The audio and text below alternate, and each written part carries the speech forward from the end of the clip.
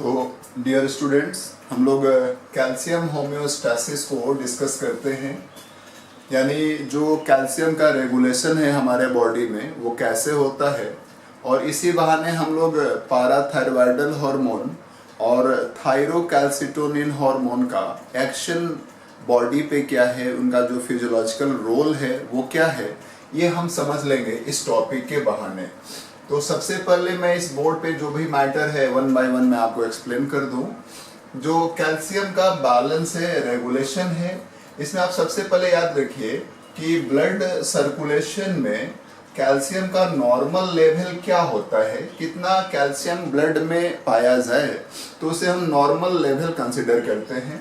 तो ये आप बोर्ड पे नोटिस कर रहे हैं, यदि इतना मिलीग्राम कैल्शियम है पर 100 ml of blood, 100 ml of blood को हम 1 डेसीलीटर भी कहते हैं, तो ये नॉर्मल लेवल और हेल्दी कंडीशन को इंडिकेट करता है। तो कैल्शियम का नॉर्मल लेवल आप माइंड में नोटिस कर लो, ये आप याद रखो। और इतना नॉर्मल लेवल ब्लड में मेंटेन करने के लिए इतना हमें कितना कंज्यूम करना होगा calcium through diet, per day कितना हमें कैल्शियम खाना चाहिए कि ब्लड डिस्ट्रीब्यूट कर सके कैल्शियम को, जितना रिक्वायर्ड अमाउंट में है उतना डिस्ट्रीब्यूशन ब्लड हमारे टिश्यूज में कर सके, और डिस्ट्रीब्यूशन के बाद टिश्यूज में कैल्शियम के डिस्ट्रीब्यूशन के बाद ब्लड में ये कैल्शियम का लेवल मेंटेन रहे, इसके लिए हमें पर डे कितना कैल्शियम कंज्यूम करना चाहिए। तो वो लिखा हुआ है 800 मिलीग्राम कैल्शियम डिमांड हमारा पर डे का है। अब हम इतना कैल्शियम की अवेलेबिलिटी किन सोर्सेस से कर सकते हैं?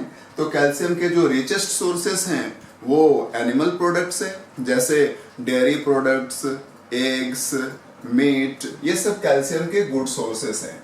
तो हमें ध्यान रखना चाहिए कि हेल्दी लाइफ के लिए और टिश्यूज में सफिशिएंट डिस्ट्रीब्यूशन के लिए इतना कैल्शियम पर डे कंज्यूम करना चाहिए थ्रू डाइट। अब चलिए आ जाते हैं हम लोग हार्मोनल एक्शंस पे और कैल्शियम के रेगुलेशन पे। तो सबसे पहले याद रखिए कि जो हम कैल्शियम अपने डाइट के थ्रू अपने एलिमेंट्री कैनाल में ले आएंगे, तो कैल्शियम का जो एब्जॉर्प्शन है, जैसे आप जानते हैं कि कैल्शियम मोबिलाइज करता है या कोई भी न्यूट्रिएंट एलिमेंट्री कैनाल से ब्लड में मोबिलाइज होता है, तो इस प्रोसेस को हम एब्जॉर्प्शन कहते हैं। तो कैल्शियम का एब्जॉर्प्शन याद रखिए दो केमिकल एजेंट पे डिपेंड है। पाराथायरॉयडल हार्मोन, जो पाराथायरॉयड का सिक्रेशन है, जिसे कॉलिप्स COLLIP कॉलिप्स हार्मोन भी कहते हैं। तो पीटीएच फेवर करता है कैल्शियम के एब्जॉर्प्शन को, और इसमें कैल्सी जो ट्रायोल लिखा है मैंने, कैल्सीट्रायोल, तो कैल्सीट्रायोल कैल्शियम से बाइंड करता है, एक कॉम्प्लेक्स बनाता है, कैल्शियम कैल्सीट्रायोल कॉम्प्लेक्स बनता है, और कैल्शियम इसी कॉम्प्लेक्स के फॉर्म में ही एलिमेंट्री कैनाल से ब्लड में एब्जॉर्ब हो सकता है। जो फ्री कैल्शियम है वो गट से ब्लड में एब्जॉर्ब नहीं हो सकता, वो एक कॉम्प्लेक्स के फॉर्म में एब्जॉर्ब होता है। उस कॉम्प्लेक्स को हम कैल्शियम कैल्सीट्रायोल कॉम्प्लेक्स कहते हैं। तो आपके माइंड में वही कैल्सीट्रायोल क्या है?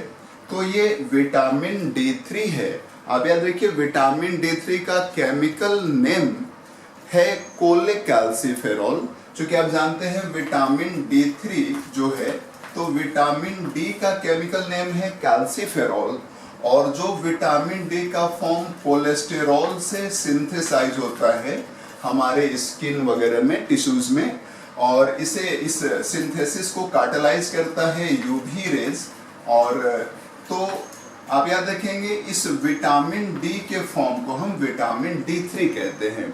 तो विटामिन D3 चूंकि कोलेस्टेरॉल से बनता है, तो इसका केमिकल नेम हम लोगों ने रख दिया कोलेकैल्सिफेरॉल, और चूंकि ये कोलेस्टेरॉल से बन रहा है, और विटामिन D3 जो यूवी रेज सिंथेसिस को कैटालाइज करता है हमारे स्किन में, इसलिए आपको कहा जाता है कि हम सबों को सम टाइम के लिए सनलाइट में एक्सपोज होना चाहिए, क्योंकि यूवी रेज का वो सोर्स है, और यूवी रेज जो हैं वो विटामिन D3 के सिंथेसिस को फेवर करते हैं। तो विटामिन D3, आप एक पॉइंट याद रखिएगा कि विटामिन D3 का जो अकरेंस है वो सिर्फ एनिमल वर्ल्ड में है। कोलेस्टेरॉल एक्सक्लूसिवली पाया जाता है एनिमल वर्ल्ड में, कोलेस्टेरॉल प्लांट वर्ल्ड में नहीं है। तो कोलेस्टेरॉल से जो विटामिन डी सिंथेसाइज होगा विटामिन D3 कहते हैं हम लोग, और वो सिर्फ एनिमल वर्ल्ड में पाया जाता है। प्लांट वर्ल्ड में जो विटामिन डी का फॉर्म पाया जाता है उसे हम विटामिन D2 कहते हैं, और वो एनिमल की फिजियोलॉजी में पार्टिसिपेट नहीं करता, वो प्लांट फिजियोलॉजी में पार्टिसिपेट करता है। तो यहाँ पे आप ध्यान रखिए, विटामिन D3 जो हम डाइट से या फिर अपने स्किन में सिंथेसाइज करते हैं हम विटामिन D3, ये विटामिन D3 इस पर्टिकुलर फिजियोलॉजी में, मतलब कैल्शियम के एब्जॉर्प्शन में जो रॉ फॉर्म है विटामिन D3 का, कोलेकैल्सिफेरॉल का, वो काम नहीं कर सकता, वो कैल्शियम को एब्जॉर्ब नहीं कराता। उसका केमिकल मॉडिफिकेशन और उस केमिकली मॉडिफाइड फॉर्म को कैल्सीट्रायोल कहते हैं।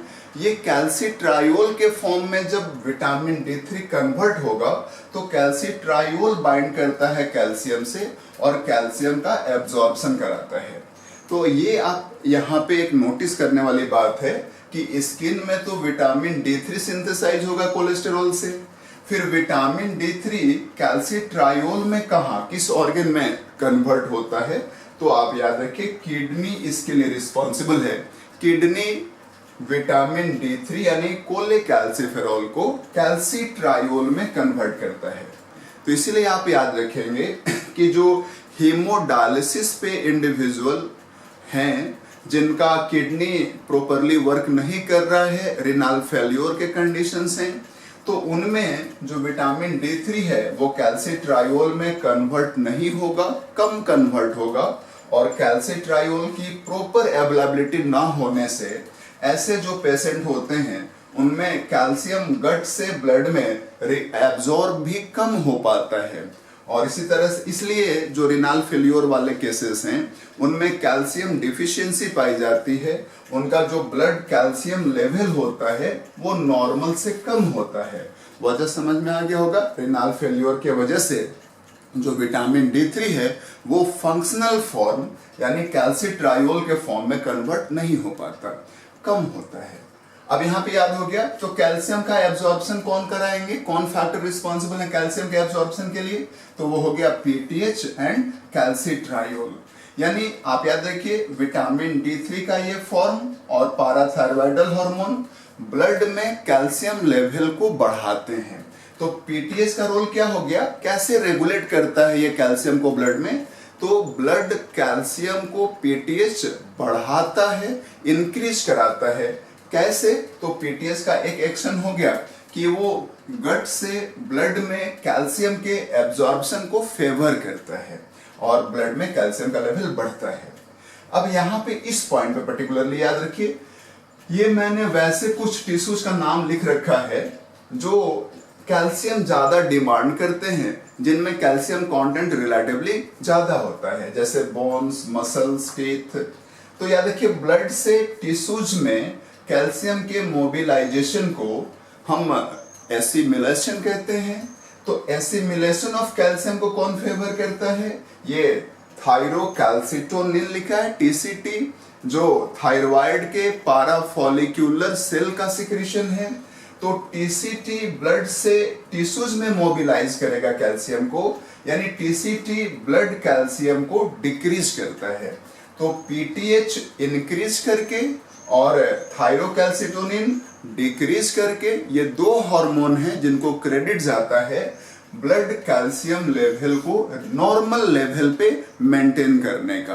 तो यदि मान लीजिए कि नॉर्मल ब्लड कैल्शियम लेवल से कैल्शियम लेवल घटता है, कम हो जाता है, तो इसको नॉर्मल स्टेट पे लाने के लिए फिर कैल्शियम जो घटा हुआ लेवल है उसको बढ़ा करके नॉर्मल पे लाया जाएगा। तो कम होने पे कौन हार्मोन एक्शन में आएगा, किस हार्मोन की एक्टिविटी स्टार्ट होगी? तो याद रखिए, जब नॉर्मल से कम हो गया है कैल्शियम तो बैलेंस करने के लिए बढ़ाना पड़ेगा ब्लड कैल्शियम लेवल को, और बढ़ाने के लिए कौन रिस्पॉन्सिबल है? तो पाराथायरॉयडल हार्मोन।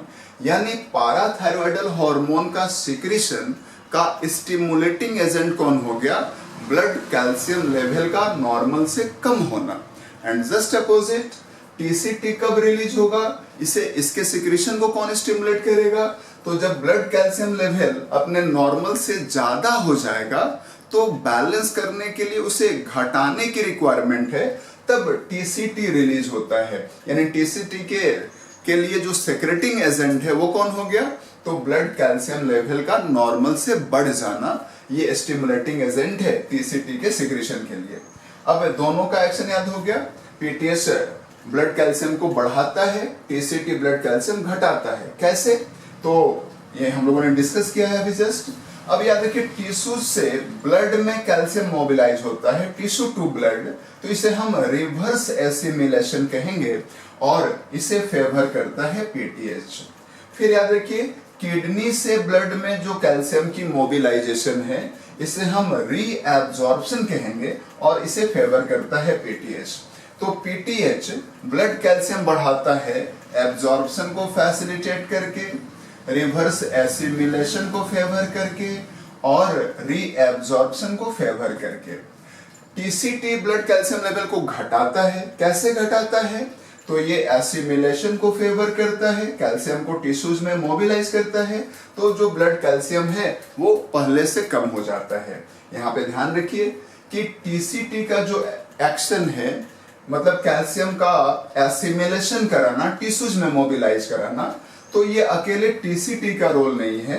यहाँ पे एक हार्मोन है एस्ट्रोजन, आप इंट्रोड्यूस्ड हैं। ये फीमेल सेक्स हार्मोन्स हैं जो टीसीटी वाले एक्शंस को परफॉर्म करते हैं। मतलब एस्ट्रोजन भी ब्लड कैल्शियम लेवल घटाता है। कैसे? कैल्शियम का एसिमिलेशन करा के टिश्यूज में, मतलब ब्लड से टिश्यूज में सेंड करके। तो अब सवाल है कि आपके माइंड में क्वेश्चन आएगा कि क्या एस्ट्रोजन तो फीमेल सेक्स हार्मोन है, तो क्या टीसीटी अकेला मेल में है जो ब्लड कैल्शियम घटाता है? एस्ट्रोजन तो फीमेल सेक्स हार्मोन है। तो आप याद रखिए, फीमेल में एस्ट्रोजन की अवेलेबिलिटी तो है ही, मेल में भी एस्ट्रोजन की अवेलेबिलिटी है। ओके भाई, मेल में एस्ट्रोजन की अवेलेबिलिटी कैसे है?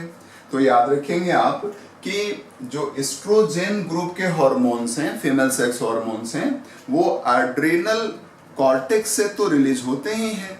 Besides gonads, ovaries and testis, sex hormone जो है वो एड्रिनल कॉर्टेक्स से भी रिलीज होते हैं। और एड्रिनल ग्लैंड तो मेल फीमेल दोनों में अवेलेबल है। तो एस्ट्रोजन की अवेलेबिलिटी मेल में एड्रिनल कॉर्टेक्स से होगी। और याद रखेंगे कि जो एंड्रोजेंस हैं, मेल सेक्स हार्मोन्स हैं, तो ये जब रिलीज होते हैं एंड्रोजेंस मेल सेक्स हार्मोन्स, तो ये मेल सेक्स हार्मोन्स एस्ट्रोजेंस में कन्वर्ट होते हैं और इनके कन्वर्सन के लिए रिस्पॉन्सिबल है सर्टोली सेल। आप याद रखेंगे, सर्टोली सेल्स आप जानते हैं कि सेमिनिफेरस ट्यूब्यूल्स में पाए जाते हैं, टेस्टिस में पाए जाते हैं, और ये एंड्रोजेंस को एस्ट्रोजेंस में कन्वर्ट करते हैं। तो एस्ट्रोजन की अवेलेबिलिटी टेस्टिस से भी है, सर्टोली सेल यहाँ पे एंड्रोजेंस को एस्ट्रोजन में कन्वर्ट करता है, और एस्ट्रोजन का मेल में अवेलेबिलिटी एड्रिनल कॉर्टेक्स से भी है। तो याद रखेंगे, एस्ट्रोजन का एक्शन फीमेल में भी है, मेल में भी है। तो क्या काम करता है एस्ट्रोजन? ब्लड कैल्शियम लेवल को घटाना। कैसे? टिश्यूज में ब्लड से कैल्शियम को मोबिलाइज करा के। अब यहाँ पे याद रखेंगे आप, पर्टिकुलरली डिजीज से रिलेटेड हम लोग मैटर डिस्कस करने वाले हैं। तो फीमेल में एक जानते हैं आप, मेनोपॉजल कंडीशन आता है। मेनोपॉजल वीमेन जिनमें मेंस्ट्रुअल साइकिल बंद हो गया है, तो उनमें मेंस्ट्रुअल साइकिल जिनमें पॉज्ड हो गया है, रुक गया है, उनके ओवरीज में ग्राफियन फॉलिकल का फॉर्मेशन नहीं होता और ग्राफियन फॉलिकल रिलीज करता है एस्ट्रोजन। यानी मेनोपॉजल वीमेन में एस्ट्रोजेंस का सिक्रीशन कम हो जाता है, और एस्ट्रोजेंस के सिक्रीशन के कम होने के वजह से जो टिश्यूज में कैल्शियम की अवेलेबिलिटी है वो कम हो जाती है। और जब टिश्यूज में एक इंपॉर्टेंट टिश्यू है जो कैल्शियम डिमांड अच्छा खासा करता है, कौन? बोन्स। तो याद रखेंगे, मेनोपॉजल वुमेन में due to deficiency of estrogens bones में कैल्शियम की अवेलेबिलिटी कम हो जाती है, तो बोन्स का जो मैट्रिक्स है उसका वॉल्यूम कम हो जाता है। इस कंडीशन को हम ऑस्टियोपोरोसिस कहते हैं। तो ऑस्टियोपोरोसिस मेनोपॉजल वुमेन में क्यों कॉमन है, आप इसकी आंसरिंग करेंगे कि मेनोपॉजल वुमेन में एस्ट्रोजेंस की डिफिशियंसी ऑस्टियोपोरोसिस का कारण है। अब यहां से आप याद रखेंगे क्या, ऑस्टियोपोरोसिस सेक्स हार्मोन के वजह से मेल में होता है कि नहीं, तो आप याद रखेंगे मेल में फीमेल की तरह मेनोपॉज का कोई कॉन्सेप्ट नहीं है। मेनोपॉज के कंडीशंस जैसे कंडीशंस मेल में नहीं आते, इसीलिए एंड्रोजेंस की जो सेक्रेशन है, एंड्रोजेंस का जो सेक्रेशन है मेल में, वो एक लगभग नॉर्मल स्टेट में मेंटेन रहता है, क्योंकि मेल में मेनोपॉज जैसा कोई कंडीशन नहीं आता। और यदि एंड्रोजेंस लगभग नॉर्मल लेवल पे मेंटेन है तो इससे एस्ट्रोजन का फॉर्मेशन भी नॉर्मल लेवल पे मेंटेन रहेगा, यानी एस्ट्रोजन की डिफिशियंसी मेल में नहीं होती। इसलिए ऑस्टियोपोरोसिस का जो कारण, कई कारणों में से एस्ट्रोजन डिफिशियंसी जो एक कारण है वो सिर्फ फीमेल में है, मेल में नहीं है। गौर करने वाली बात है, इस पे आप अच्छे से बैलेंस करके ध्यान रखिए। अब हम लोग जरा पीटीएच से रिलेटेड जो डिसऑर्डर्स हैं उनको हम लोग डिस्कस करने वाले हैं। यहाँ मैंने लिख रखा है कि पीटीएच के हाइपोसिक्रेशन से एक डिजीज होता है टिटैनी, और पीटीएच के हाइपर सिक्रेशन से एक डिजीज मेंशन्ड है ऑस्टाइटिस फाइब्रोसा सिस्टिका। तो वन बाय वन इन दोनों डिजीज पे हम लोग जरा डिस्कस कर लें। और इन दोनों डिजीज को आप सिर्फ इतने पोर्शन से, मतलब ब्लड और टिश्यूज के बीच जो कैल्शियम का मूवमेंट है, इससे आप समझ जाएंगे। तो पहले हम हाइपोसिक्रेशन यानी टिटैनी पे डिस्कस करते हैं। तो टिटैनी का कारण क्या है, पीटीएच का नॉर्मल लेवल से कम रिलीज होना। अभी आप याद रखिए, ब्लड से टिश्यू में कैल्शियम को मोबिलाइज करता है टीसीटी, और वो अपने नॉर्मल लेवल पे मेंटेन है।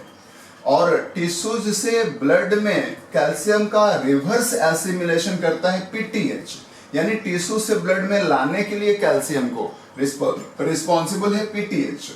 तो टीसीटी का नॉर्मल सिक्रेशन मेंटेन है और पीटीएच का सिक्रेशन कम हो गया है।